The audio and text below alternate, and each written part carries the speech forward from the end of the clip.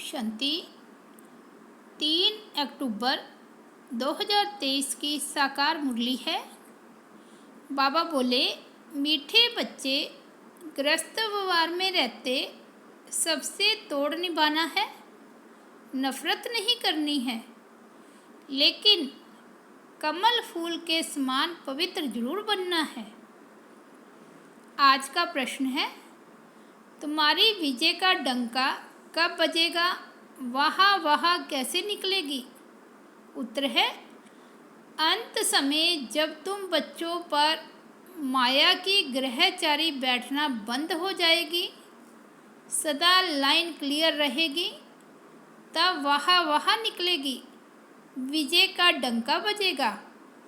अभी तो बच्चों पर ग्रहचारी बैठ जाती है, विघ्न पड़ते रहते हैं, 3 पैर पृथ्वी के भी सेवा के लिए मुश्किल मिलते हैं, लेकिन वह भी समय आएगा जब तुम बच्चे सारे विश्व के मालिक होंगे।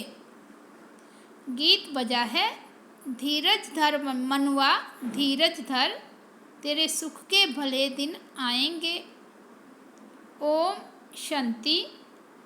बच्चे नंबरवार पुरुषार्थ अनुसार जानते हैं कि अभी पुराना नाटक पूरा हुआ है,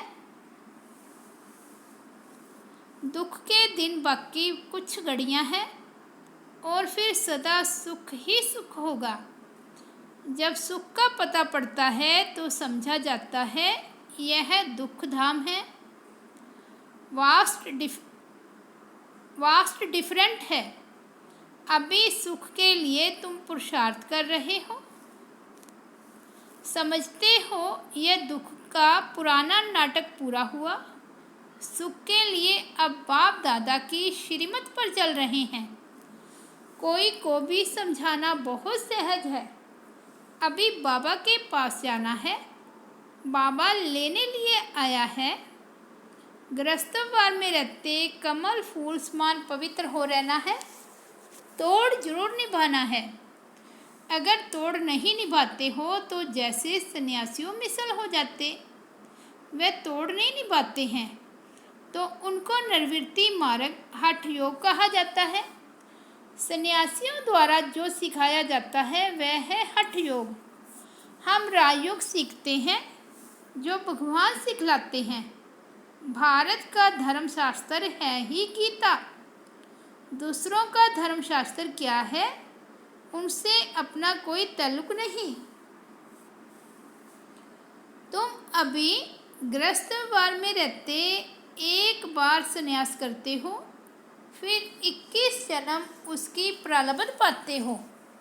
उनका है हद का संन्यास और हठ योग, तुम्हारा है बेहद का संन्यास और राजयोग। वे तो ग्रस्तवार छोड़ देते हैं, राजयोग का तो बहुत गायन है। भगवान ने राजयोग सिखलाया तो भगवान जरूर ऊंचते ऊंच को ही कहेंगे। श्री कृष्ण तो भगवान हो ना सके, बेहद का बाप है ही वह निराकार, बेहद की बादशाही वही दे सकते हैं। यहाँ ग्रस्तवार से नफरत नहीं की जाती। बाप कहते हैं यह अंतिम जन्म ग्रस्तवार में रहते पवित्र बनो। पतित पावन किसी सन्यासी को नहीं कहा जाता। सन्यासी खुद भी गाते हैं पतित पावन आओ, उनको याद करते हैं। वह भी पावन दुनिया चाहते हैं, परंतु यह नहीं जानते कि वह दुनिया ही एक और है। जबकि वह ग्रस्तवार में ही नहीं है तो देवताओं को भी नहीं मानेंगे। वे कभी राजयोग सिखला न सके, न बाप कभी हठ योग सिखला सकते, न सन्यासी कभी राजयोग सिखला सकते। यह समझने की बात है। अभी दिल्ली में वर्ल्ड कॉन्फ्रेंस होती है, उनको समझाना है, लिखत में सभी को देना है। वहाँ तो मतभेद हो जाता है, लिखत में होगा तो सभी समझ जाएंगे इनों का उद्देश्य क्या है। अभी तुम समझते हो हम हैं ब्राह्मण कुल के, हम शूद्र कुल के मेंबर कैसे बन सकते हैं? वह भिखारी कुल में हम अपने को कैसे रजिस्टर्ड कर सकते हैं? इसलिए नहा कर देते। हम हैं आस्तिक, वह है नास्तिक। वह है ईश्वर को न मानने वाले, हम हैं ईश्वर से योग रखने वाले। मतभेद हो जाता है। समझाया जाता है जो बाप को नहीं जानते वह नास्तिक है, तो बाप ही आकर के आस्तिक बनाएंगे। बाप का बनने से बाप का वर्षा मिल जाता है। यह बड़ी गुह्य बातें हैं। पहले पहले तो बुद्धि में यह बिठाना है कि गीता का भगवान परमपिता परमात्मा है। उसने ही आदि सनातन देवी देवता धर्म स्थापन किया। भारत का देवी देवता धर्म ही मुख्य है। भारत खंड का कोई तो धर्म चाहिए ना। अपने धर्म को भूल गए हैं। यह भी तुम जानते हो कि ड्रामा अनुसार भारतवासियों को अपना धर्म भूल जाना है, तब तो फिर बाप आकर के स्थापन करें, नहीं तो फिर बाप आए कैसे? कहते हैं जब जब देवी देवता धर्म प्राय लोप हो जाता है तब मैं आता हूँ। प्राय लोप जरूर होना ही है। कहते हैं ना, बैल की एक टांग टूट गई है, बाकी 3 टांग पर खड़ा है।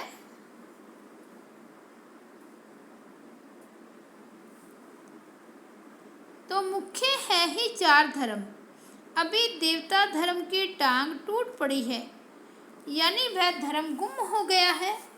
इसलिए बढ़ के झाड़ का मिसाल देते हैं कि इसका फाउंडेशन सड़ गया है, बाकी टाल टालियाँ कितनी खड़ी है। तो इसमें भी फाउंडेशन देवता धर्म है ही नहीं। बाकी सारी दुनिया में मठ पंथ आदि कितने हैं? तुम्हारी बुद्धि में अभी सारी रोशनी है। बाप कहते हैं तुम बच्चे इस ड्रामा को जान गए हो। अब यह सारा झाड़ पुराना हो गया है। कलयुग के बाद सतयुग जरूर आना है। चक्र को फिरना जरूर है। बुद्धि में यह रखना है, अब नाटक पूरा हुआ है, हम जा रहे हैं। चलते फिरते उठते बैठते भी याद रहे, अब हमको वापस जाना है। मन मना भव मध्य जी भव का यही अर्थ है। कोई भी बड़ी सभा में भाषण आदि करना है तो यही समझाना है। परमपिता परमात्मा फिर से कहते हैं कि हे बच्चे, देह सहित दे के सब धर्म त्याग, अपने को आत्मा समझ बाप को याद करो तो पाप खत्म होंगे। मैं तुमको राज योग सिखलाता हूँ। गृहस्थ व्यवहार में रहते कमल फूल समान बन मुझे याद करो। पवित्र रहो, नॉलेज को धारण करो। अभी सब दुर्गति में है। सतयुग में देवताएं सदगति में थे, फिर बाप ही आकर सदगति करते हैं। सर्वगुण संपन्न 16 कला संपूर्ण, यह है सदगति के लक्षण। यह कौन देते हैं? बाप। उनके फिर लक्षण क्या है? वे ज्ञान का सागर है, आनंद का सागर है। उनकी महिमा बिल्कुल अलग है। ऐसे नहीं कि सब एक ही हैं। एक बाप के बच्चे सभी आत्माएं हैं। प्रजापिता के ही औलाद होते हैं। अब नई रचना रची जाती है। प्रजापिता की औलाद तो सब है, परंतु वह लोग इन बातों को जानते नहीं। ब्राह्मण वर्ण है सबसे ऊंच। भारत के ही वर्ण गाए जाते हैं। 84 जन्म लेने में इन वर्णों से पास करना होता है। ब्राह्मण वर्ण है ही संगम युग पर। तुम बच्चे अभी स्वीट साइलेंस में रहते हो। यह साइलेंस सबसे अच्छी है। वास्तव में शांति का हार तो गले में पड़ा हुआ है। चाहते तो सब है शांति घर में जाए, परंतु यह रास्ता कौन बताए? शांति के सागर के सिवाय तो कोई बता ना सके। टाइटल अच्छा दिया हुआ है, शांति का सागर, ज्ञान का सागर। श्री कृष्ण तो स्वर्ग का प्रिंस है। वह है मनुष्य सृष्टि का बीज रूप। कितना दिन रात का फर्क है। कृष्ण को सृष्टि का बीज कह नहीं सकते। सर्वव्यापी का ज्ञान तो ठहर ना सके। बाप की महिमा अपनी है, वे सदैव पूज्य है, कभी पुजारी नहीं बनता। ऊपर से पहले जो आते हैं वे पूज्य से पुजारी बनते हैं। पॉइंट्स तो ढेर समझाई जाती है।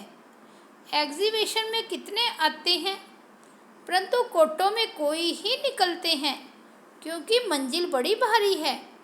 प्रजा तो ढेर बनती रहेगी। माला में आने वाले दाने कोटों में कोई ही निकलते हैं। नारद का भी मिसाल है। उनको कहा तुम अपनी शक्ल देखो, लक्ष्मी को वरने लायक हो। प्रजा तो बहुत बननी है। राजा फिर भी राजा है। एक एक राजा को लाखों प्रजा रहती है। पुरुषार्थ तो ऊंच करना चाहिए। राजाओं में भी कोई बड़ा राजा कोई छोटा राजा है। भारत में कितने राजाएं थे। सतयुग में भी बहुत महाराजाएं होते हैं। यह सतयुग से लेकर चला आया है। महाराजाओं को बहुत प्रॉपर्टी होती है, राजाओं को कम। यह है श्री लक्ष्मी नारायण बनने की नॉलेज। उसके लिए ही पुरुषार्थ चलता है। पूछते हैं लक्ष्मी नारायण का पद पाएंगे या राम सीता का, तो कहते हैं हम तो लक्ष्मी नारायण का ही पद पाएंगे, माँ बाप से पूरा वर्षा लेंगे। यह तो वंडरफुल बातें हैं ना। और कोई जगह यह बातें हैं नहीं, न कोई शास्त्रों में है। अब तुम्हारी बुद्धि का ताला खुल गया है। बाप समझाते हैं चलते फिरते ऐसे समझो हम एक्टर्स हैं, अब हमको वापस जाना है। यह याद रहे, इसको ही मनमना भव मध्यजी भव कहा जाता है। बाप घड़ी घड़ी याद दिलाते हैं, मैं तुमको वापस ले जाने आया हूँ। यह है रूहानी यात्रा। यह है यात्रा बाप के सिवाय कोई करा ना सके। भारत की महिमा भी बहुत करनी है। यह भारत होलीएस्ट लैंड है। सर्व का दुख हरता और सुख करता, सबका सदगति दाता एक ही बाप है। भारत उनका बर्थ प्लेस है। वह बाप सबका लिबरेटर है। उनका यहाँ भारत में बड़े से बड़ा तीर्थ स्थान है। भारतवासी भल शिव के मंदिर में जाते हैं, परंतु उनको पता नहीं है। गांधी को जानते हैं, समझते हैं वह बहुत अच्छा था, इसलिए जाकर उन पर फूल आदि चढ़ाते हैं, लाखों खर्च करते हैं। अब इस समय है ही उन्हों का राज्य, जो चाहे सो कर सकते हैं। यह तो बाप बैठ गुप्त धर्म की स्थापना करते हैं। यह राज्य ही अलग है। भारत में पहले पहले देवताओं का राज्य था। दिखाते हैं असुरों और देवताओं की लड़ाई लगी, परंतु ऐसी बातें तो है नहीं।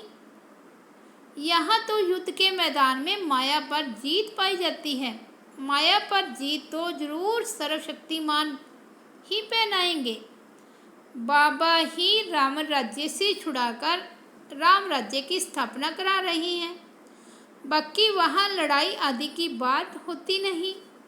अभी देखेंगे तो सृष्टि के सर्वशक्तिमान इस समय क्रिश्चियन लोग हैं। वे चाहे तो सब पर जीत पा सकते हैं, परंतु वह विश्व के मालिक बने यह कायदा नहीं। इस राज को तुम ही जानते हो। इस समय सर्वशक्तिमान राजधानी क्रिश्चियन की है, नहीं तो उन्हों की संख्या कम होनी चाहिए, क्योंकि लास्ट में आए हैं। परंतु 3 धर्मों में यह धर्म सबसे तीखा है। सबको हाथ कर बैठे हैं। यह भी ड्रामा बना हुआ है। इनके द्वारा ही फिर हमको राजधानी मिलनी है। कहानी भी है, 2 बिल्ले लड़े, मक्खन बीच में तीसरे को मिल जाता है, तो वे आपस में लड़ते हैं। मक्खन बीच में भारतवासियों को ही मिलना है। कहानी तो पाई पैसे की है, अर्थ कितना बड़ा है।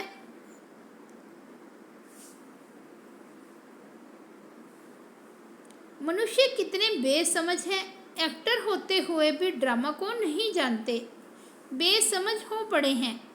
समझते भी गरीब हैं, साहूकार लोग कुछ भी नहीं समझते। गरीब निवाज पतित पावन बाप गाया हुआ है, अब प्रैक्टिकल में पार्ट बजा रही हैं। बड़ी बड़ी सभाओं में तुमको समझाना है। विवेक कहता है कि धीरे धीरे वाह वाह निकलेगी, लास्ट मोमेंट में डंका बजना है। अभी तो बच्चों पर ग्रहचारी बैठती है, लाइन क्लियर नहीं, विघ्न पढ़ते रहते हैं। यह भी ड्रामा अनुसार पढ़ते रहेंगे। जितना पुरुषार्थ करेंगे उतना ऊंच पद पाएंगे। पांडवों को 3 पैर पृथ्वी के नहीं मिलते थे। अभी का यह गायन है, परंतु यह किसको पता नहीं है कि वही फिर प्रैक्टिकल में विश्व के मालिक बने। तुम बच्चे अब जानते हो, इसमें अफसोस नहीं किया जाता। कल पहले भी ऐसे हुआ था। ड्रामा के पटे पर खड़ा रहना चाहिए, हिलना नहीं चाहिए। अब नाटक पूरा होता है, चलते हैं सुखधाम। पढ़ाई ऐसी पढ़नी है जो ऊंच पद पा लेवे। अच्छा, मीठे मीठे सिकिल दे बच्चों प्रति माता पिता बाप दादा का याद प्यार और गुड मॉर्निंग। रूहानी बाप की रूहानी बच्चों को नमस्ते। हम रूहानी बच्चों की रूहानी बाप दादा को याद प्यार, गुड मॉर्निंग और नमस्ते। धारणा के लिए मुख्य सार है। फर्स्ट पॉइंट है, चलते फिरते अपने को एक्टर समझना है। ड्रामा के पटे पर अचल रहना है। बुद्धि में रहे कि अभी हम वापस घर जाते हैं, हम यात्रा पर हैं। सेकंड पॉइंट है, सद्गति के सर्व लक्षण स्वयं में धारण करने हैं। सर्वगुण संपन्न 16 कला संपूर्ण बनना है। वरदान है, संगम युग पर श्रेष्ठ मत द्वारा श्रेष्ठ गति को प्राप्त करने वाले प्रत्यक्ष फल के अधिकारी भव। संगम युग पर श्रेष्ठ मत के आधार पर जो श्रेष्ठ कर्म करते हो उसका प्रत्यक्ष फल अर्थात सफलता अभी ही प्राप्त होती है। इसलिए कहते हैं, जैसी मत वैसी गत। वो लोग समझते हैं मरने के बाद गति मिलेगी, लेकिन आप बच्चों को इस अंतिम मरजीवा जन्म में हर कर्म की सफलता का फल अर्थात गति प्राप्त होने का वरदान मिला हुआ है। आप भविष्य की इंतजार में नहीं रहते, अभी अभी करते और अभी अभी प्राप्ति का अधिकार मिल जाता। इसको ही कहते हैं रचयिता का रचना से सच्चा प्यार। स्लोगन है, दृढ़ संकल्प से हर कर्म में बाप को फॉलो करने वाले ही संपन्न बनते हैं। अच्छा, ओम शांति।